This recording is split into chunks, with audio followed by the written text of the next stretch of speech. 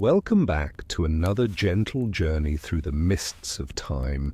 Tonight we'll wander softly among the ruins of forgotten empires and listen to the echoes of lives long past. So go ahead and dim the lights, settle under your blanket, and let your breathing slow to a calm, easy rhythm. Whether you're lying in bed or resting in your favorite chair, just allow yourself to be still right here, right now. Before we begin, if these quiet explorations of history help you unwind, help you drift a little closer to sleep, you're welcome to tap the like button and subscribe, but only if it feels right. There's no rush, no pressure. Tonight is about peace, not performance. Now let me tell you something gentle. History isn't always about battles and kings. Sometimes it's about the soft traces left behind, a broken statue, a faded scroll, a whispered name in the dust. These fragments remind us that even in their power and grandeur, those who came before us were dreamers too, searching for meaning, comfort, and rest.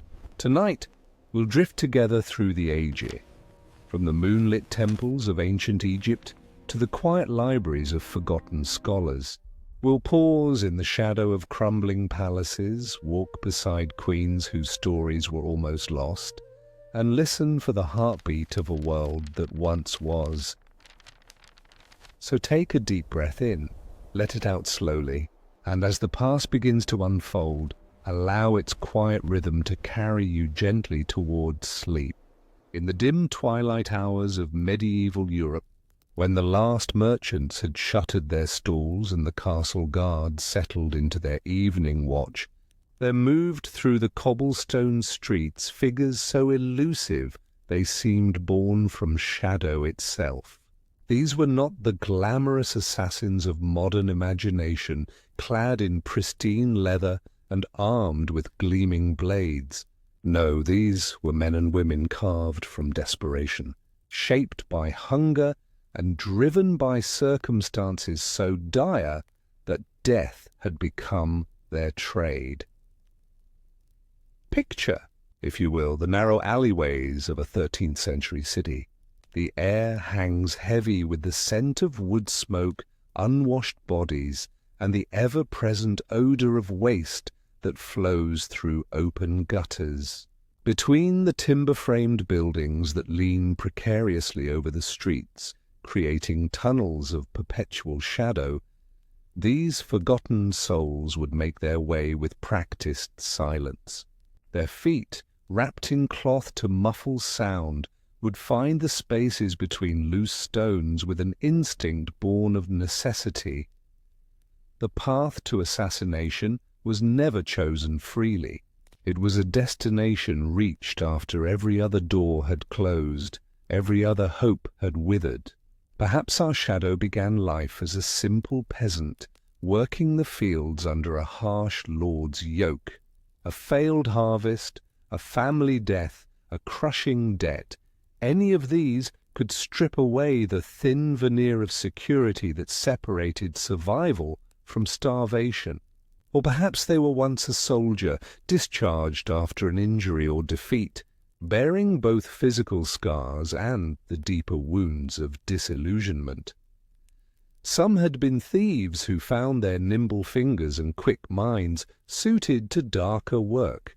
Others were escapees from debtors' prisons, men and women who had learned that society's mercy extended only as far as one's ability to pay. The monastery walls that might have offered sanctuary to some held no appeal for those whose souls had already grown too dark for prayer. Instead, they found themselves drawn to the taverns and inns where whispered conversations took place in corners thick with pipe smoke and conspiracy. It was in these dim establishments that the transformation would complete itself. A mysterious figure, face hidden beneath a deep hood, would slide a small purse across a rough wooden table. The weight of the coins within spoke of possibilities, a warm meal, a dry bed, perhaps even passage to a distant city where old debts could not follow. But the name whispered alongside that purse carried the weight of damnation.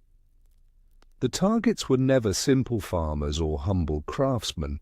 Those who hired assassins required the removal of obstacles far more substantial than common folk. Corrupt barons who had amassed too much power, bishops whose political ambitions threatened delicate balances, military commanders whose loyalty had shifted like sand. These were the names that came with those heavy purses, and with each name came a dozen complications.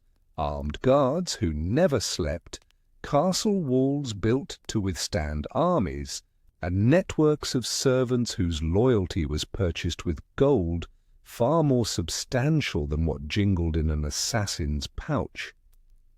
The medieval assassin carried no guild credentials, no certificates of training from shadowy monasteries hidden in mountain passes. Their education came through trial and error, with failure meaning not merely unemployment, but a gruesome public death that would serve as entertainment for the very people they had once been. If they were fortunate enough to survive their first few attempts, they would learn to read the subtle signs that separated a sleeping guard from one merely resting his eyes, to distinguish the sound of genuine snoring from the controlled breathing of someone pretending to sleep. Their tools were crude affairs, cobbled together from whatever could be stolen, purchased cheaply or improvised from common items. A kitchen knife might serve as a dagger, its blade wrapped in cloth to prevent the telltale glint of metal from betraying its bearer. Rope, thin and strong, could be coiled and hidden within the folds of a cloak, ready to become a garrote when the moment demanded silence above all else. Poisons were often little more than concentrated versions of herbs found in any hedge witch's garden, their potency guessed at rather than precisely measured. The weight of their chosen profession settled upon them like a shroud. Sleep became elusive, haunted by the faces of those they had killed and tormented by fears of those who might be hunting them in return. Trust became an impossible luxury. Every smile might hide a trap. Every friendly conversation could be an interrogation in disguise. They learned to eat quickly and sleep lightly, to change their appearance as easily as changing clothes, and to speak in the local dialect of whatever region they found themselves in. In the grand castles where their targets dwelt, life moved with a rhythm entirely foreign to these children of poverty and desperation. Tapestries worth more than a peasant's lifetime earnings hung from stone walls, while lords and ladies dined on delicacies imported from distant lands. The very floors were covered with rushes changed regularly, a luxury beyond imagination for those who had known only dirt and stone beneath their feet. Into this world of wealth and privilege the assassin would need to slip like a ghost, invisible among the servants, unnoticed by the guards, unremarkable among the crowds of petitioners and merchants who filled the outer courtyards. Yet for all their skill at remaining unseen, these shadow figures were acutely aware of their own mortality. They knew that each contract might be their last, not because they would retire wealthy, but because failure in their profession was typically measured not in lost income, but in lost life. The very nature of their work ensured that they would leave no legacy, no monument to their existence, save perhaps a brief mention in some chronicler's account of a noble's mysterious death. They were the erasers of history, and history would return the favor by erasing them. The art of disguise in medieval times bore little resemblance to the elegant masquerades we might imagine from romantic tales. For the assassin, assuming a false identity was a matter of survival, accomplished not through sophisticated masks or theatrical costumes, but through the careful adoption of the most unremarkable appearances imaginable. They learn to inhabit the personas of those so common as to be invisible, the limping beggar whose presence was acknowledged only long enough to toss a copper coin, the travelling monk whose humble robes and downcast eyes discouraged conversation, the simple labourer whose calloused hands and stooped shoulders spoke of a lifetime of unremarkable toil. Each disguise required not merely the appropriate clothing, often second-hand garments that carried the authentic wear and scent of their supposed occupation, but also these subtle mannerisms that would make the deception complete. A merchant needed to know the prices of common goods and the routes of popular trade roads. A pilgrim required knowledge of religious observances and the names of important saints. A servant must understand the hierarchy of a great household and speak with the proper deference expected of their station. The isolation that came with this life of deception was perhaps the heaviest burden an assassin bore. Human beings are social creatures by nature, finding comfort and meaning in connections with others. But for one whose very existence depended upon maintaining false identities, genuine relationships became impossible luxuries. Every friendship was contaminated by lies, every moment of intimacy shadowed by the knowledge that discovery would mean death not only for the assassin, but potentially for any innocent person who had offered them kindness. They would sit in taverns filled with laughter and conversation, nursing a single cup of ale for hours while maintaining the fiction of their chosen persona. Around them, ordinary people would share stories of their families, their work, their hopes and fears, while the assassin could only listen and nod, never daring to contribute anything that might provide a clue to their true nature. They became expert listeners, skilled at asking the right questions to keep others talking while revealing nothing of themselves. The superstitions that surrounded these shadow figures only deepened their isolation. In an age when the boundary between the natural and supernatural was thin and permeable, the assassin's ability to appear and disappear, to kill silently and vanish without trace, seemed to mark them as creatures of dark magic. Villagers would cross themselves when a stranger passed, fearing that any unknown face might belong to one of these cursed beings who trafficked with demons and death. Some believed that assassins could take the form of animals. Raven that watched too intently from a windowsill, a cat that moved through shadows with unnatural purpose, a wolf that appeared at the edge of settlements when death was near. Others whispered that they could become invisible at will, or that they possessed the ability to walk through walls like spirits. These myths, while granting assassins a fearsome reputation, also meant that any unexplained death might be attributed to their supernatural intervention, bringing unwanted attention from those who sought to rid the world of such unholy creatures. The practice of poisoning, so often portrayed as an elegant and precise art in later literature, was in reality a crude and unreliable craft. Medieval knowledge of chemistry was limited and inconsistent, passed down through oral tradition and practical experimentation rather than systematic study. An assassin, seeking to eliminate a target through poison, faced countless variables that could transform their carefully planned murder into a horrific failure. Common plants like foxglove, hemlock, and nightshade contained the compounds needed to kill, but their potency varied wildly depending on the season they were harvested, the soil in which they grew, and the method by which they were prepared. A dose that might fell a strong man could prove insufficient against a target who had built up tolerance through gradual exposure, while the same amount might kill instantly if the victim was weakened by illness or advanced age.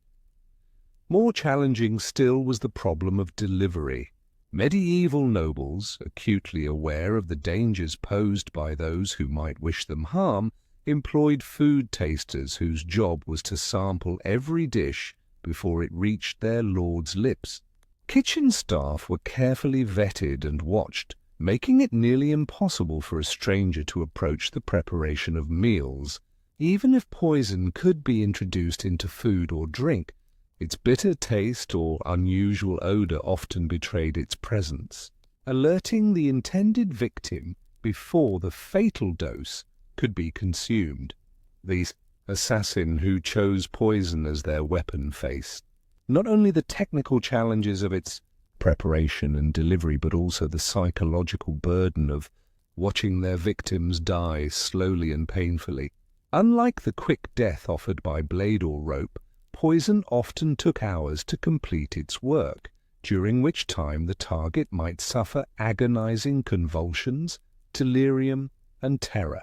For those assassins who retained any vestige of human compassion, these prolonged deaths became sources of haunting guilt that would follow them for whatever remained of their lives. Perhaps the cruelest irony of this assassin's trade was how thoroughly history conspired to erase their existence.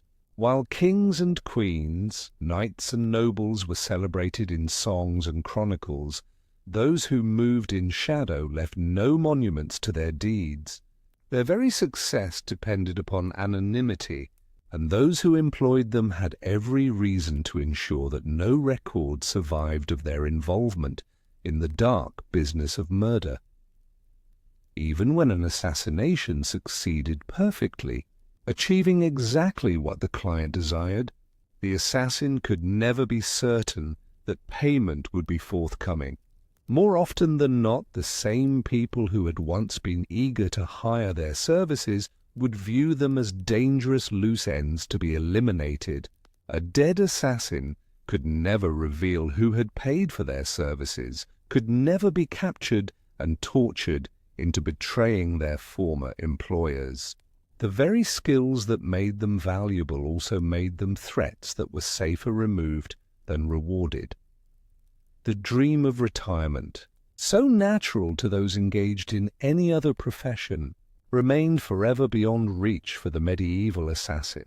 There was no pension fund built from years of successful contracts, no quiet cottage where they might spend their declining years in peace.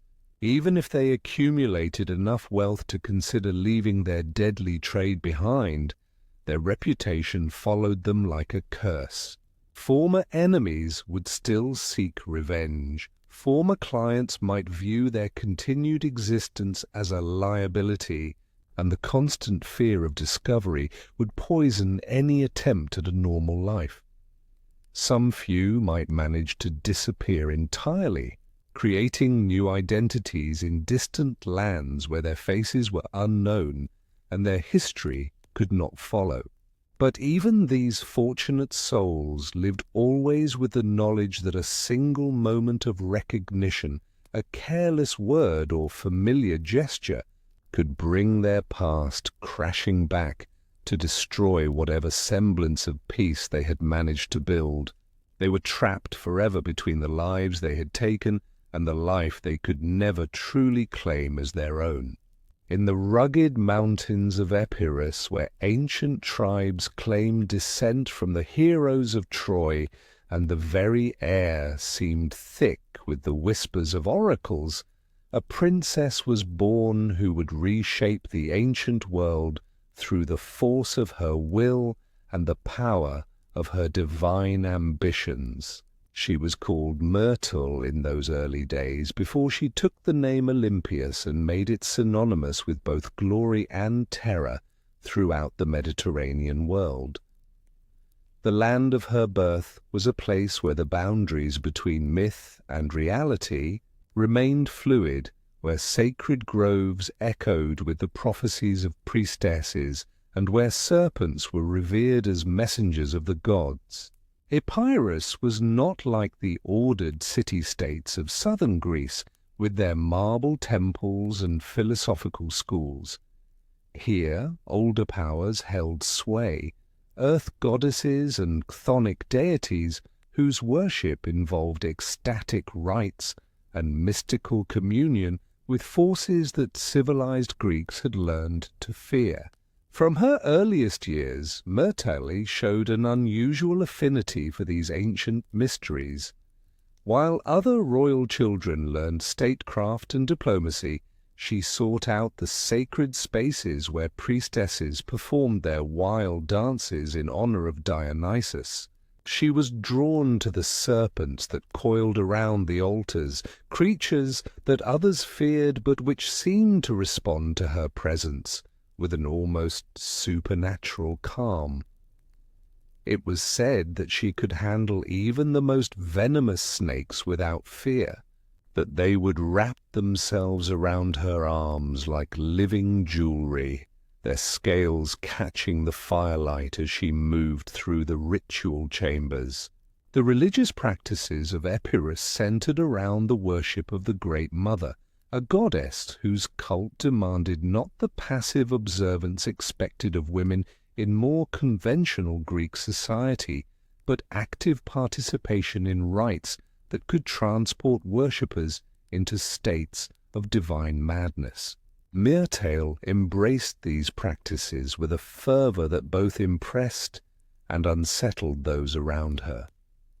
She learned to induce trances through dance and chanting, to interpret the patterns of flames and the flight of birds, to commune with spirits that spoke through the rustling of leaves and the movement of sacred serpents. When she reached marriageable age, her divine enthusiasms had already marked her as extraordinary. She was not merely beautiful, though ancient sources agree that her beauty was remarkable, but she possessed a presence that seemed to command attention and inspire both devotion and fear.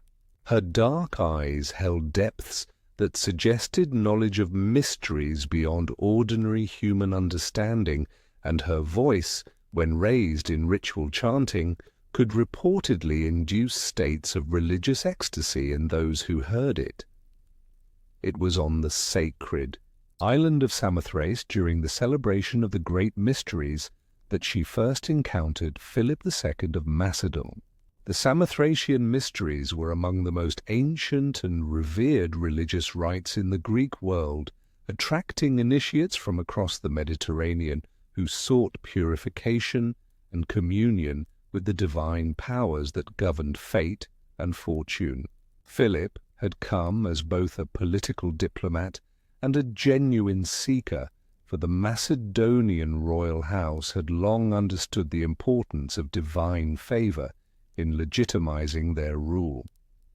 The meeting between Philip and the Epirote princess was charged with both political significance and mystical portent. Philip, battle-scarred and pragmatic, was nonetheless deeply moved by the intensity of Myrtale's religious devotion. Here was a woman who claimed direct communication with the gods, whose very presence seemed to vibrate with supernatural energy. For Myrtale, Philip represented something equally compelling, a connection to worldly power that could provide a stage vast enough for her divine ambitions. Their marriage ceremony, celebrated around 357 BCE, was marked by omens that would be remembered and embellished for centuries to come. Lightning split the sky as they spoke their vows, and the sacred serpents that Myrtale kept seemed to writhe with unusual agitation, as if sensing the momentous changes that this union would bring to the ancient world. She took the name Olympias in honor of the sacred mountain where Zeus was said to hold court, a choice that revealed both her divine aspirations and her understanding of the power that names could hold. The Macedonian court into which Olympias entered was a place of constant intrigue and barely concealed violence. Unlike the refined atmosphere of Athens or the militaristic discipline of Sparta, Macedonia retained much of its barbarian heritage, a seaside land where kings proved their worth through conquest and where succession disputes were often settled with poison or blade. Philip himself bore the scars of numerous battles and assassination attempts, and his survival had depended as much on political cunning as military skill. Olympias quickly established herself as a force to be reckoned with in this dangerous environment. She maintained her own retinue of servants and guards, many of them fellow epirotes who shared her religious convictions and personal loyalty. She continued her mystical practices, transforming portions of the royal palace into shrine spaces, where she could commune with her serpents and perform the ecstatic rites that connected her to divine power.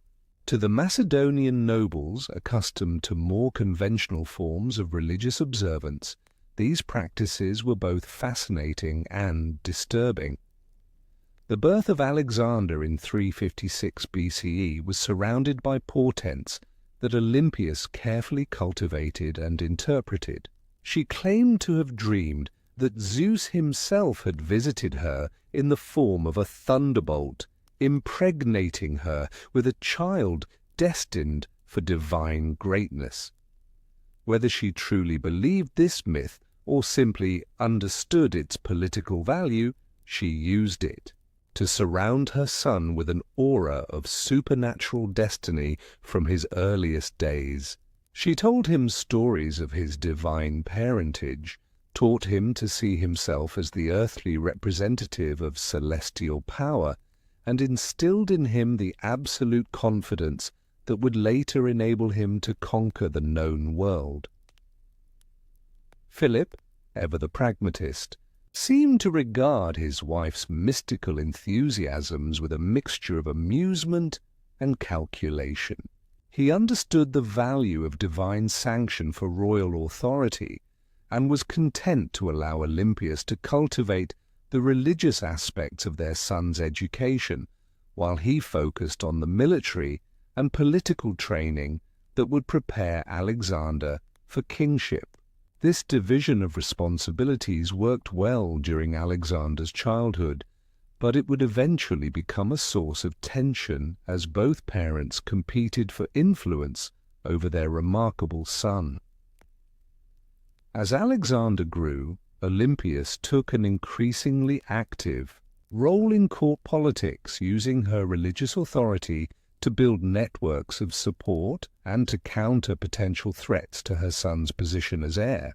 She was particularly vigilant about Philip's other marriages, for the Macedonian king, like many rulers of his era, maintained multiple wives for diplomatic purposes.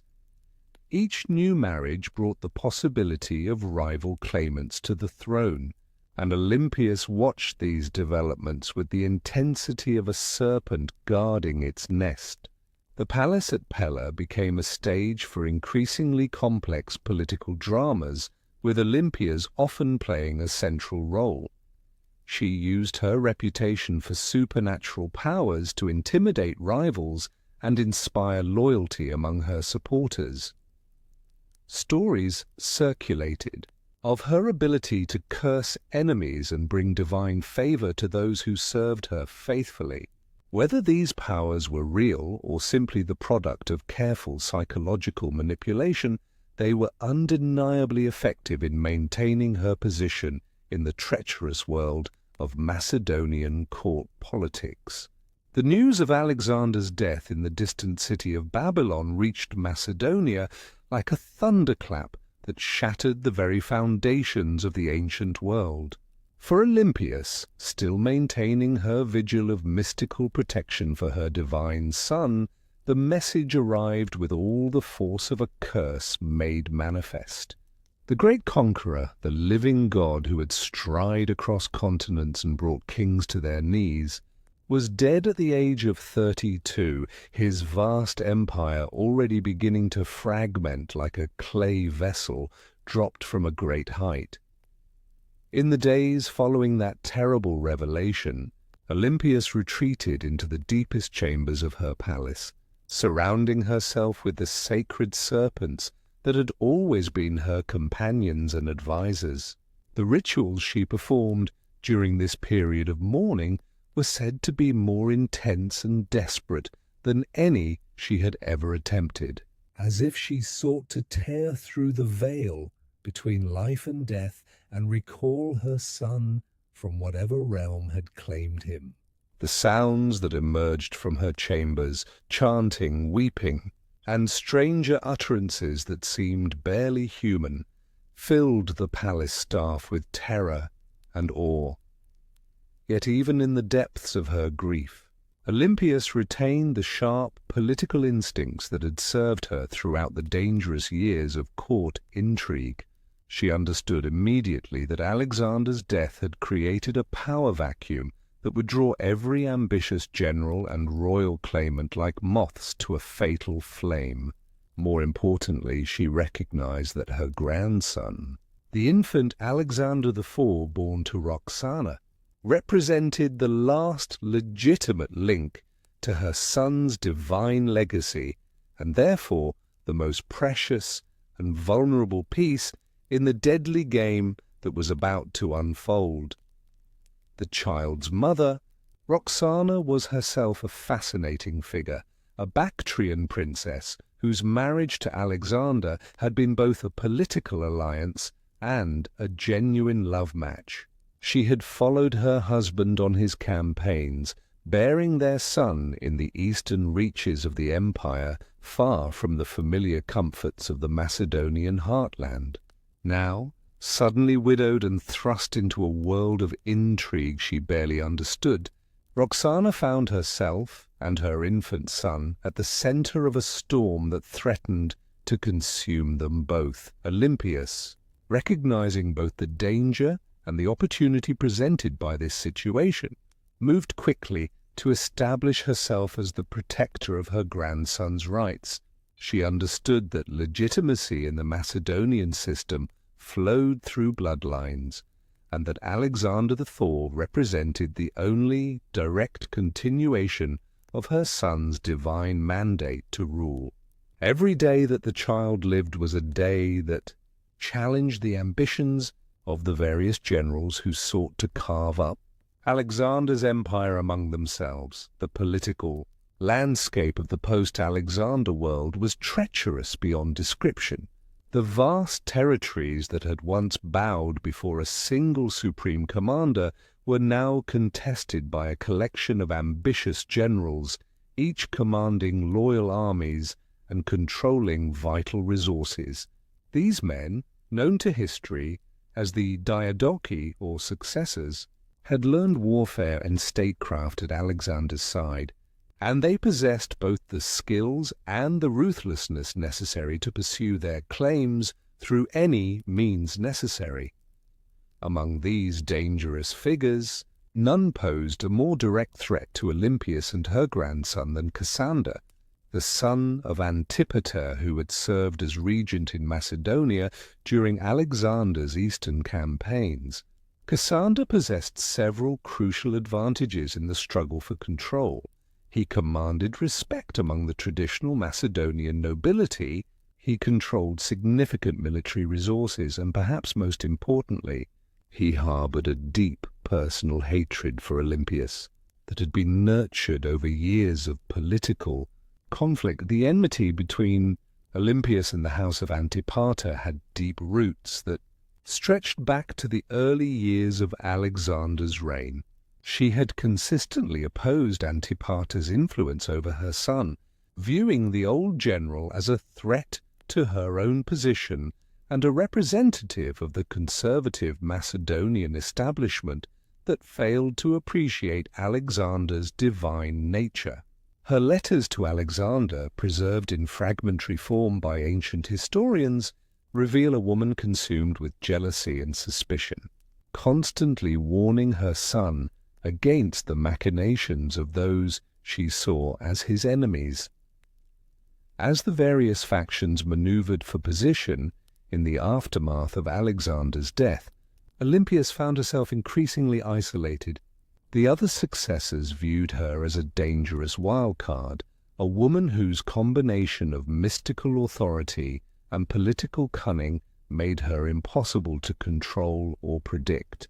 Her reputation for ruthlessness, built over decades of court intrigue, now worked against her as potential allies chose to align themselves with more conventional and manageable partners.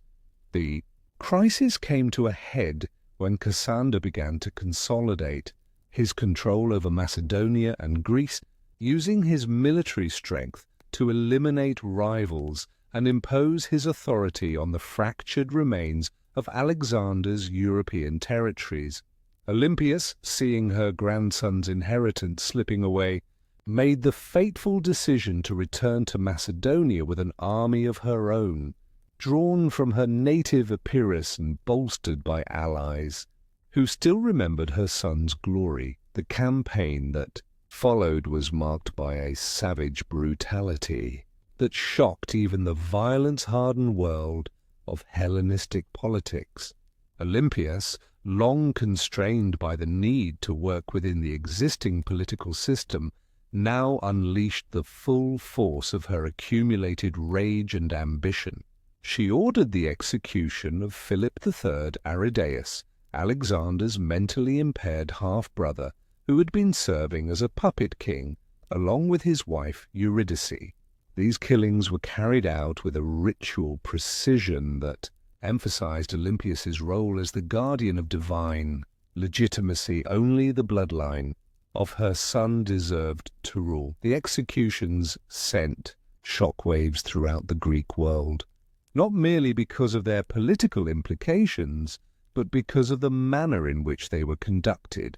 Olympias made no attempt to disguise her responsibility for the deaths or to justify them through conventional legal processes.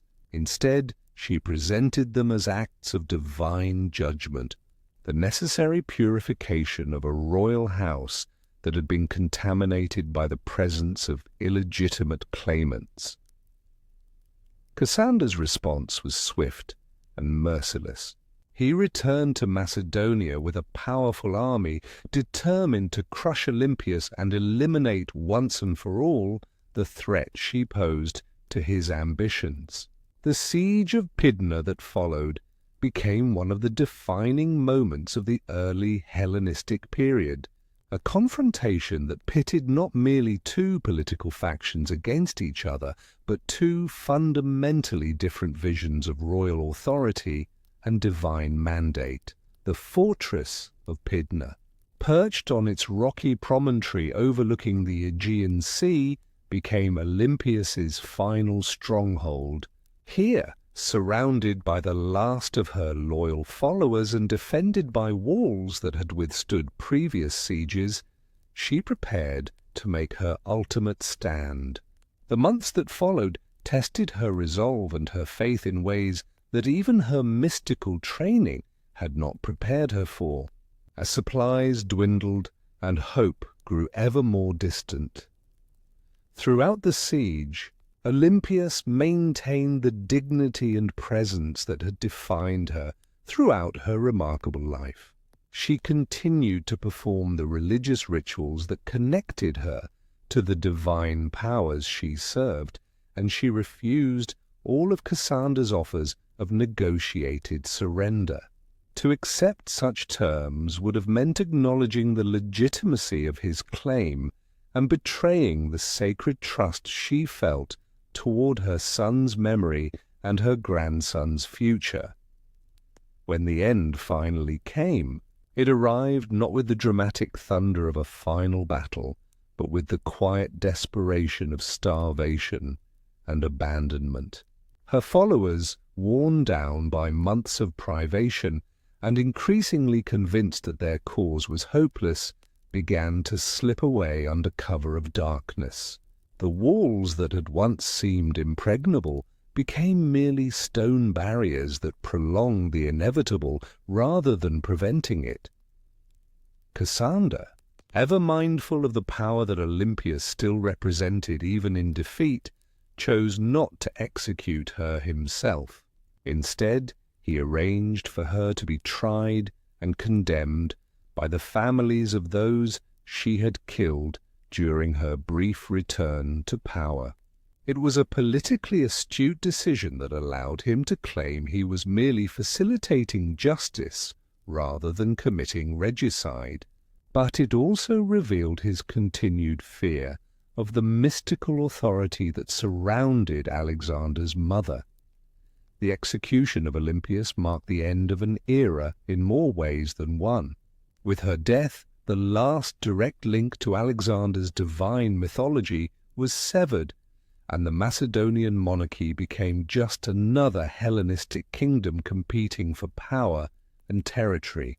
The woman who had claimed to commune with gods and serpents, who had shaped the mind of the greatest conqueror in history, who had defied kings and challenged the very foundations of political authority, was gone.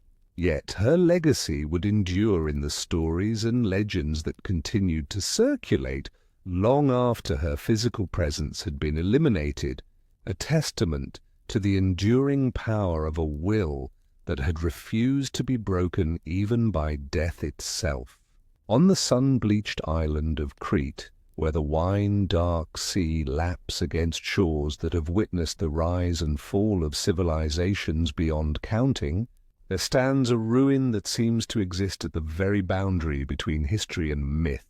This is Knossos, the great palace that once served as the beating heart of Minoan civilization, and today draws visitors into its maze-like corridors with the irresistible pull of a mystery that has never been fully solved to approach Knossos in the golden light of a Mediterranean afternoon is to feel the weight of centuries settling upon your shoulders like a familiar cloak.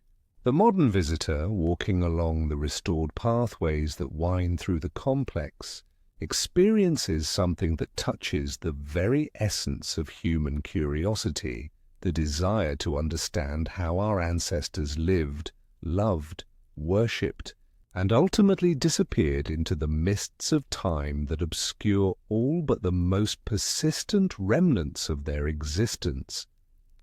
The palace itself defies easy description, for it follows no architectural logic familiar to those accustomed to the straight lines and geometric precision of later Greek temples or Roman forums. Instead, Knossos sprawls across its hillside site like a living organism that grew organically over centuries, adding rooms and corridors, courtyards and staircases, in response to needs and desires that can only be guessed at by those who walk its ruins today. Archaeological evidence suggests that the first palace was built around 1900 BCE, during the Middle Minoan period when Crete was emerging as the dominant maritime power in the eastern Mediterranean. But this was not merely a royal residence in the conventional sense, it was an entire city compressed into a single complex, a place where thousands of people lived, worked, worshipped, and participated in the intricate social and economic networks that made Minoan civilization possible. The most striking feature of Knossos is its labyrinthine quality, the way corridors branch and divide, leading visitors through a maze of chambers that seem to follow no logical sequence. Rooms open onto other rooms without warning, staircases ascend to nowhere in particular, and light wells cut through the structure at unexpected angles, creating pools of illumination that shift and change as the sun moves across the sky above. It is easy to understand how ancient visitors to this palace might have felt overwhelmed by its complexity, how stories of a great labyrinth built to contain a monstrous creature might have grown from the simple experience of trying to navigate these winding passages. The Minotaur of Greek legend, half man, half bull, trapped in an underground maze from which no visitor could escape, may have been born from the very real disorientation that travelers experienced when they found themselves lost among the countless chambers of Knossos. The Minoan civilization that built and inhabited this remarkable palace was unlike anything else in the ancient world. Where other Bronze Age cultures celebrated war and conquest through their art and architecture, the Minoans seemed to focus on the celebration of life itself. Their frescoes, preserved in fragments throughout the palace, show dolphins leaping through stylized waves, young people vaulting over the horns of charging bulls, and elegant women dressed in elaborate gowns that reveal a society of remarkable sophistication and refinement. The famous bull-leaping frescoes have captivated archaeologists and visitors for over a century, depicting scenes that seem to combine athletic skill with religious ritual in ways that modern observers find both beautiful and mysterious. These images show young men and women, their bodies painted in the conventional colors of Minoan art, men in red-brown, women in white, grasping the horns of bulls and vaulting over their backs in displays of courage and grace that suggest both sporting, competition and sacred ceremony. The religious life of Knossos centered around goddess figures who seem to have embodied the life-giving forces of nature and fertility.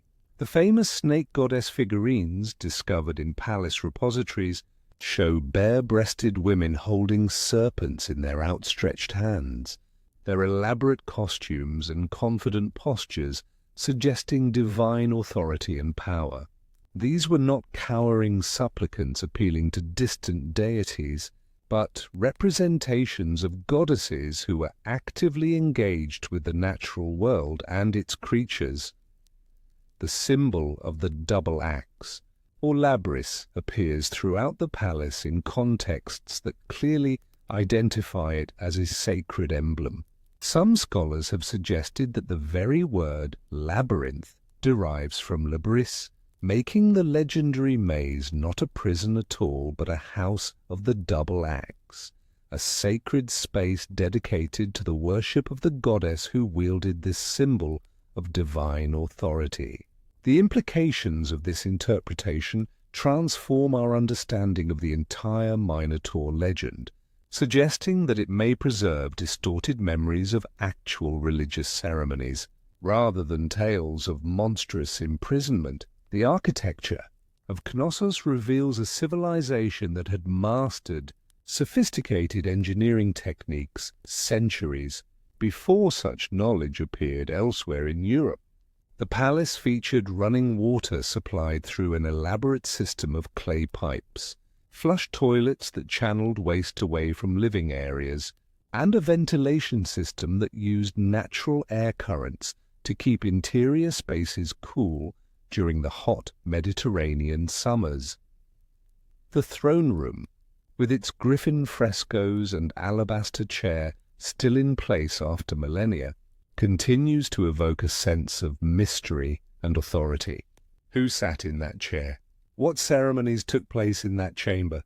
The griffins that guard the throne, mythical creatures combining the body of a lion with the head and wings of an eagle, suggest connections to divine powers and otherworldly authority that remain tantalizingly beyond our complete understanding.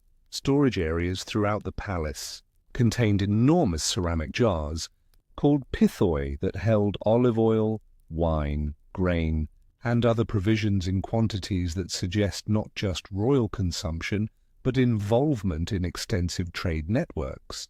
The wealth of the Minoans clearly derived from their position as maritime traders, carrying goods between the civilizations of Egypt, Mesopotamia, and the developing cultures of mainland Greece. Yet for all its sophistication and apparent prosperity, Minoan civilization came to an abrupt end around 1450 BCE, leaving behind only ruins and artifacts to testify to its former grandeur. The reasons for this collapse remain hotly debated by scholars, with theories ranging from natural disasters, such as the massive volcanic eruption on the nearby island of Thera, to invasion by Mycenaean Greeks from the mainland, to internal political upheaval that destroyed the delicate networks of trade and cooperation that had sustained Minoan society. The mystery deepened when Sir Arthur Evans began his excavations at Knossos in 1900, uncovering not just ruins, but examples of a written script that he called Linear A. Despite decades of scholarly effort, this script remains undeciphered, leaving the Minoans as one of the few literate ancient civilizations whose thoughts and records remain completely inaccessible to modern researchers. Their voices, preserved in clay tablets scattered throughout the palace, continue to call to us across the centuries in a language we cannot understand. Evans himself became part of the Knossos legend through his controversial restoration work, which used modern concrete and steel to reconstruct portions of the palace according to his interpretation of the original architecture.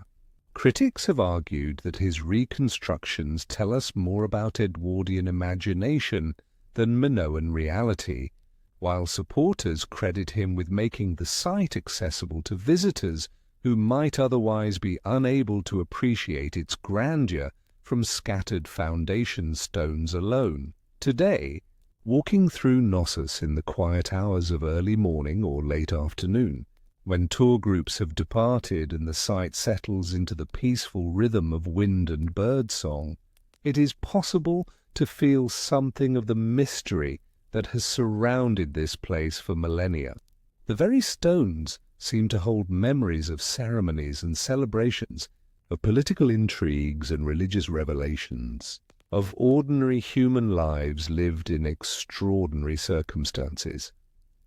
The labyrinth of Knossos was never built to imprison a monster, but it continues to trap visitors in its web of questions and possibilities. What prayers were spoken in its shrines? What dances were performed in its courtyards? What dreams and fears filled the minds of those who walked these corridors when they were new and vibrant with life? These questions may never be fully answered, but they continue to draw us back to this remarkable place where the line between legend and history remains as mysterious as ever.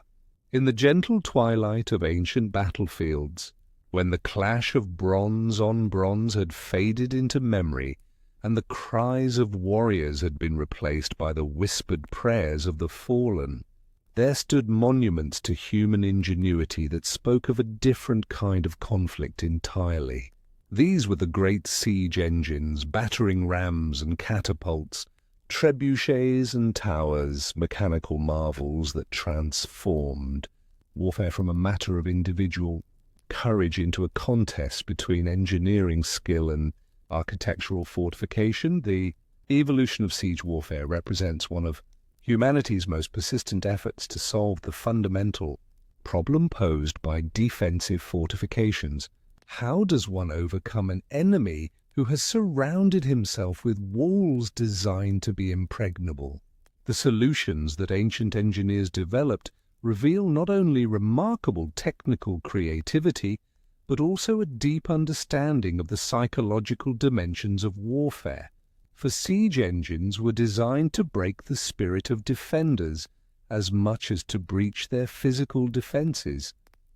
The battering ram, perhaps the most ancient and straightforward of siege weapons, began as little more than a heavy log carried by determined soldiers who rushed forward to pound against gates and walls with the primitive force of human muscle and determination.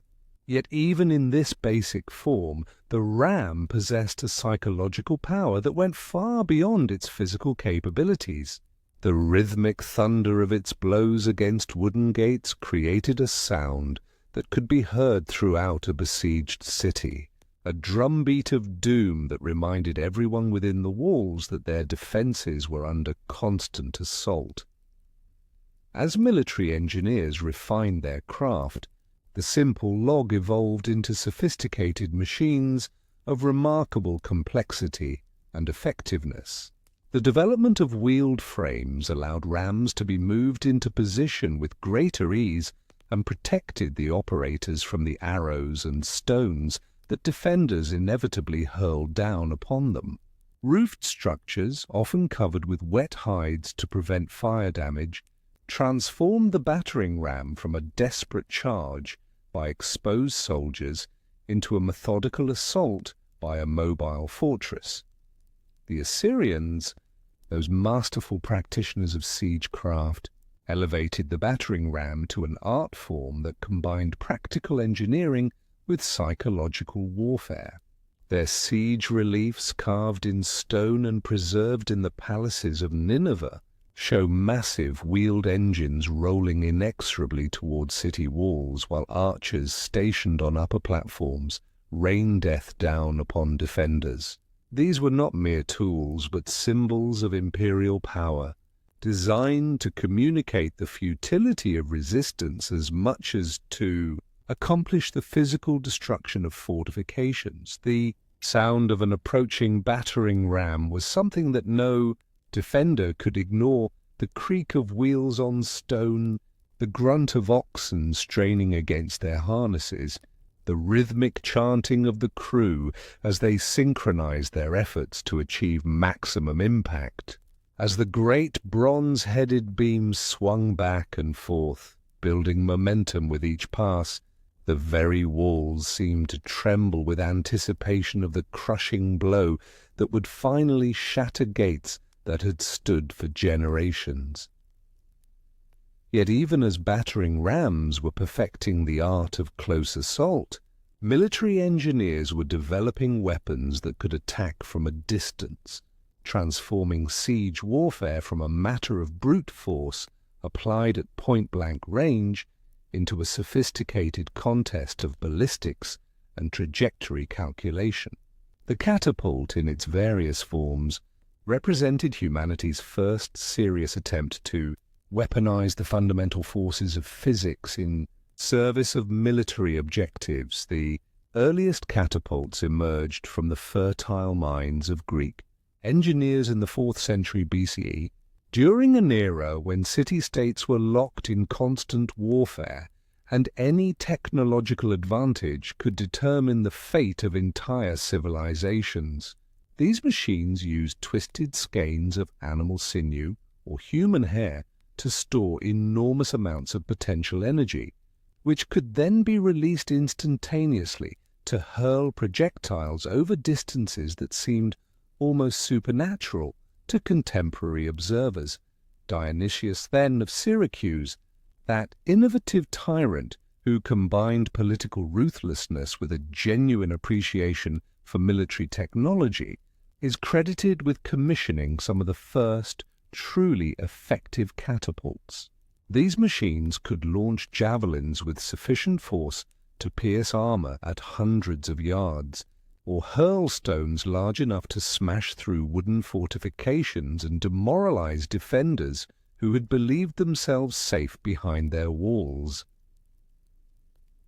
The Roman legions, with their characteristic talent for adopting and improving upon the military innovations of others, transformed the catapult from a Greek curiosity into a standard component of their siege train. Roman engineers developed portable versions that could be disassembled for transport and then quickly reconstructed when needed, allowing even expeditionary forces to carry with them the firepower necessary to reduce enemy strongholds.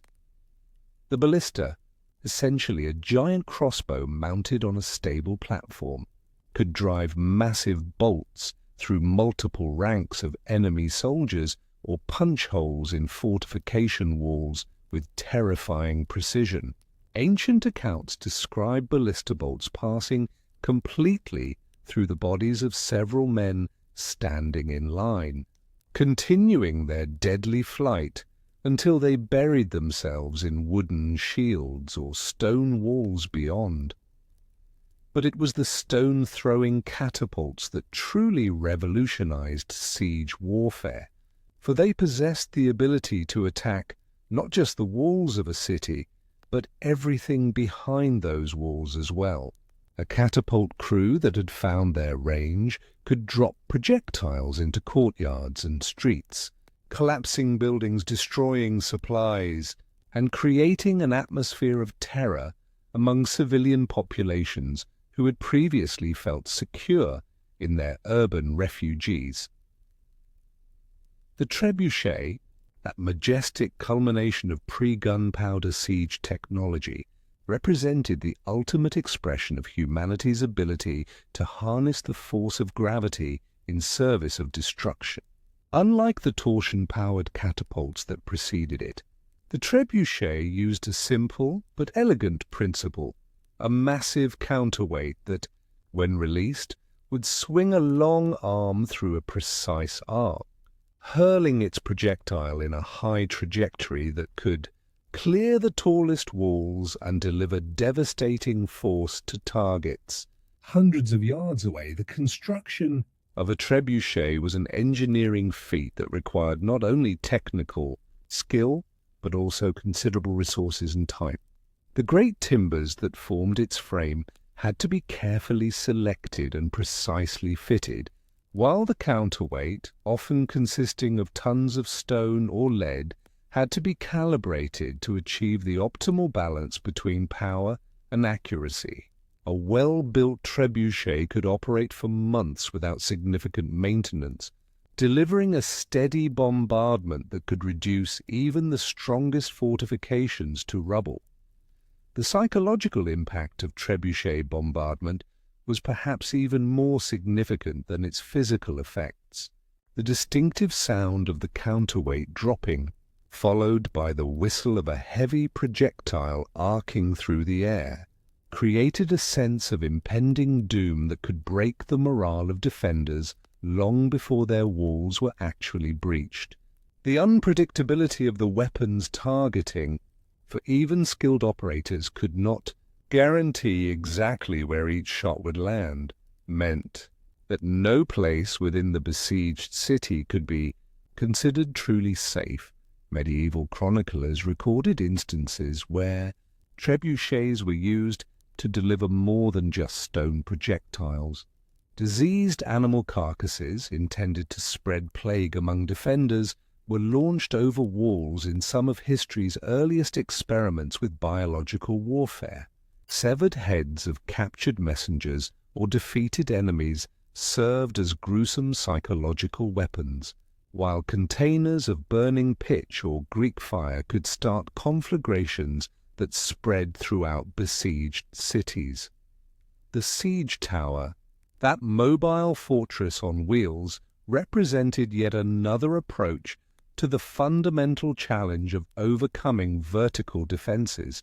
These massive wooden structures, often rising to heights of 8 or 9 stories, allowed attackers to bring the battle directly to the level of the enemy's walls rather than attempting to breach or scale them from below. The construction of a siege tower was a monumental undertaking that could take weeks or even months to complete. The framework had to be strong enough to support not only its own weight, but also the weight of dozens of fully armed soldiers, while the protective covering, usually consisting of wet hides or metal plates, had to be thick enough to turn aside arrows, spears, and burning projectiles hurled by desperate defenders. Moving a completed siege tower into position required careful preparation of the ground over which it would travel, for these massive structures could easily become bogged down in mud or topple over on uneven terrain. Teams of oxen or hundreds of men would strain against ropes and levers to inch the tower forward, while engineers worked frantically to fill ditches, level obstacles, and construct the roadways necessary to bring their creation within striking distance of enemy walls. The final approach of a siege tower must have been a spectacle both terrifying and magnificent to behold. As the great structure rolled slowly forward, its upper levels bristling with armed soldiers and its base protected by a screen of advancing infantry, defenders would have felt the full weight of their tactical disadvantage. No longer could they rely on the protection of height. Now they faced enemies at their own level, separated only by the narrow gap that the tower's drawbridge would soon span. Yet, for all the ingenuity displayed in these mechanical marvels, some of the most effective siege techniques relied not on towering engines or thunderous bombardments, but on the patient application of picks and shovels in the darkness beneath the earth. Siege tunneling or sapping represented warfare at its most intimate and claustrophobic, requiring engineers to burrow like moles beneath enemy fortifications in order to bring about their collapse from below. The technique was elegantly simple in concept, but terrifyingly dangerous in execution. Tunnels would be dug beneath the foundations of walls or towers, with wooden supports installed to prevent premature collapse. When the undermining was complete, the supports would be burned away, causing the tunnel to cave in and taking the structure above with it. The sudden collapse of what had seemed to be an impregnable tower could shatter the morale of defenders and create a breach through which assault troops could pour into the city. The psychological dimension of tunneling was perhaps even more significant than its practical applications. Defenders who suspected that enemies were digging beneath their walls lived in constant fear of the earth opening up beneath their feet. Every sound, the creak of timber, the scratch of metal on stone, the whisper of falling dirt, might signal the approach of death from below.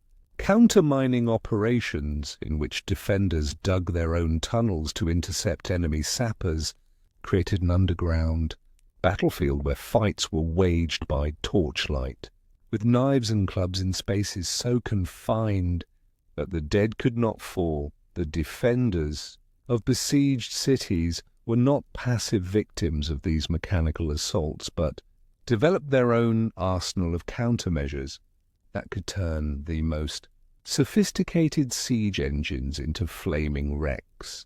Greek fire, that mysterious incendiary compound whose exact composition died with the Byzantine Empire, could cling to wood and metal like liquid doom, burning with such intensity that water only seemed to spread the flames rather than extinguish them. The preparation and deployment of defensive measures required the same engineering skill and psychological understanding that went into the construction of siege engines. Boiling oil, heated in great cauldrons over fires that burned day and night, could be poured through murder holes onto attackers below, the superheated liquid clinging to armor and flesh with results too horrific for detailed description. Hot sand, less dramatic but equally effective, would find its way into the joints of armor and continue burning long after the initial assault had ended. As gunpowder weapons began to appear on medieval battlefields, the great age of mechanical siege engines gradually drew to a close. Cannons could accomplish in minutes what trebuchets had required hours to achieve, and the thunderous roar of exploding gunpowder created a new kind of terror that even the most elaborate mechanical contrivances could not match. Yet the principles that had guided siege warfare for millennia, the contest between fortification and bombardment, the balance of engineering skill and raw force, the psychological dimension of warfare that sought to break the spirit as well as the body, continued to influence military thinking long after the last trebuchet had been relegated to museum display. The legacy of ancient siege warfare lives on in the strategic thinking of modern military commanders who still must solve the fundamental problems of overcoming defensive positions and breaking the will of their enemies. The weapons have changed. Guided missiles have replaced catapult stones. Electronic warfare has superseded the traditional siege, but the essential challenge remains the same: how to apply force, both physical and psychological, in such a way as to convince an enemy that continued resistance is futile. And so we reach the end of our gentle journey through the shadowed corridors of history, where assassins moved like ghosts through medieval streets, where a serpent queen shaped the destiny of empires, where ancient palaces held mysteries that time has not yet unraveled, and where the engines of war stood as monuments to human ingenuity in the service of both creation and destruction. As you settle into the peaceful embrace of sleep, let these whispered tales fade softly into the realm of dreams, carrying with them the timeless truth that history is not merely a collection of dates and names, but a vast tapestry of human experience that continues to unfold with each passing moment. Rest well, traveller, and may your dreams be filled with the wonder and mystery of ages long past.